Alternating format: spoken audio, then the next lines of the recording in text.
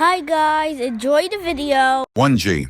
1G, or first generation, came out in the early 1980s, and this was the first time people could call someone wirelessly. So tough. It was created because back then, phones were still connected to cables, meaning you could only make calls from certain places like homes or offices, which made phone calls inconvenient. That's why the 1G mobile network was created, allowing people to make phone calls wirelessly. And all of this was possible because 1G used analog transmission, which converted your voice into radio signals and sent the signal through the air. However, even though 1G phones were portable, they were still thick and heavy compared to the phones we use today. And unlike phones with modern mobile networks that already support internet access, navigation, and online gaming, 1G was designed literally only for voice calls. It couldn't even send text messages, which is why 1G phones only had a small screen mainly for showing numbers during calls. And despite being specifically made for voice calls, the 1G network had many problems. For example, This is the oldest generation.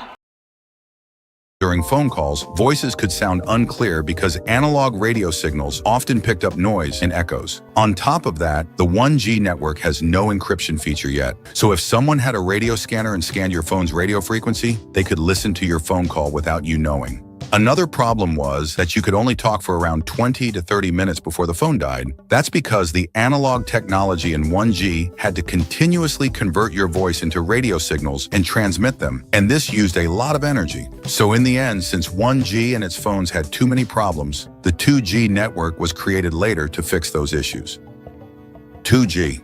2G came out in the early 1990s, and this is where mobile networks switched from analog to digital signals. So instead of sending your voice as radio waves like in 1G, which made calls sound distorted and easy to eavesdrop on, 2G converted your voice into digital data that sounded much clearer and more secure. And since 2G used digital signals, phones could finally send SMS text messages. And this feature was great because sometimes people just wanted to say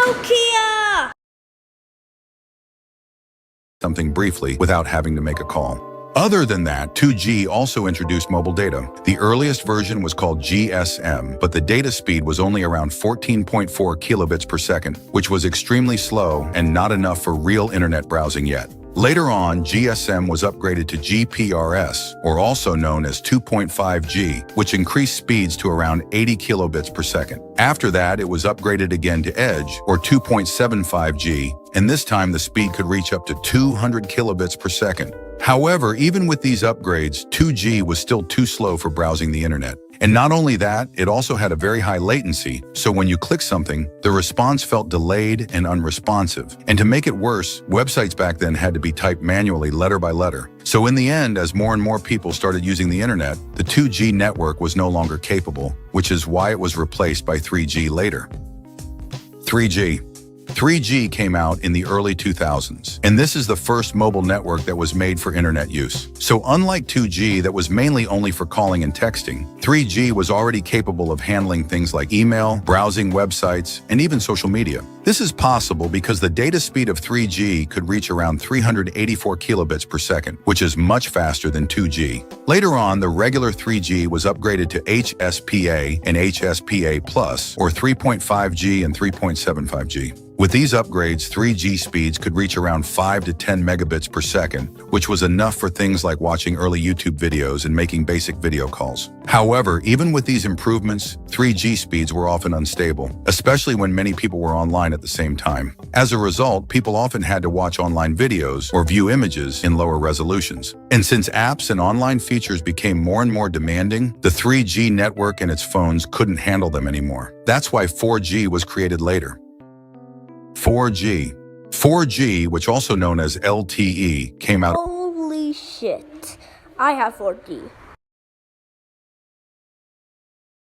Around 2010. And this is the network generation that created the smartphone era. So unlike 3G that could connect to the internet but was often unstable, 4G was built with the internet as the main focus. This is why 4G has much higher speeds, typically around 10 to 100 megabits per second, and later upgrades like 4G Plus could reach up to 300 megabits per second. With this, people could stream higher resolution videos, download and upload large files, and even play online games smoothly. Also, if you take a look at 4G phone designs compared to the previous generation, you'll notice that most 4G phones use large touchscreens instead of many physical buttons. This happened because the higher speeds of 4G made phones capable of handling heavier and more complex apps like map navigation or video conferencing. And since these complex apps required scrolling, gesture controls, and zooming, touchscreens became the natural interface during the 4G era.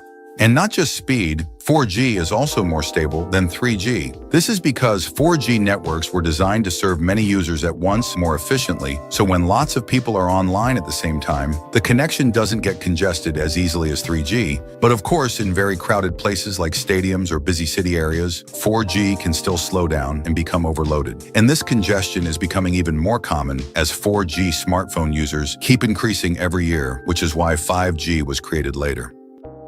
5G. 5G came out in 2020, and this network is commonly used in mid-range to high-end smartphones today.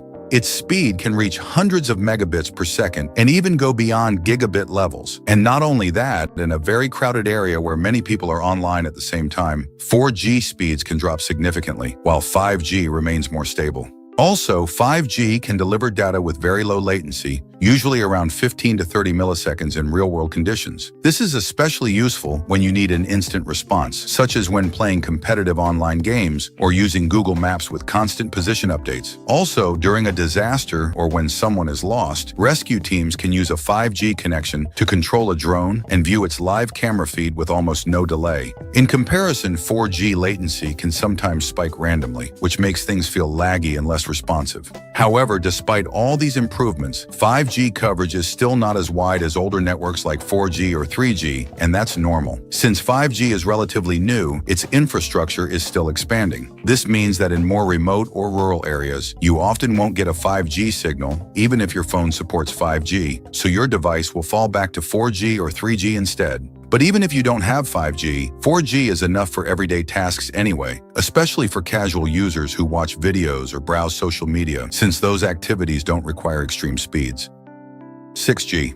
6G is the next generation after 5G, and unlike previous generations, it does not exist as a consumer mobile network yet. Instead, 6G currently exists at the research and infrastructure level, such as in satellites and laboratory networks. So right now, the main users of 6G are just research teams, large tech companies, and governments. In theory, 6G speeds could reach hundreds of gigabits per second, and in laboratory conditions, even up to 1 terabit per second. Also, it is said that 6G will be using an AI-integrated network system that can automatically optimize connections, predict demands, and manage traffic for many users. Because of this, 6G usage is not really about everyday phone apps anymore, but more about large-scale systems like scientific research and advanced automation. And based on how mobile networks evolve roughly every 10 years, 6G is expected to reach consumer devices around 2030. However, I gotta say that having 6G on your phone isn't really important anyway, because today, even 5G is already very fast and offers low latency. And for most people, 4G is still more than enough for casual tasks like social media, messaging, or music streaming. Even for your activities like video calls, most people will simply switch to Wi-Fi anyway. Oh, by the way, I made some other cool videos too, so don't forget to watch them later, okay? Bye bye guys, like and subscribe and share. See ya!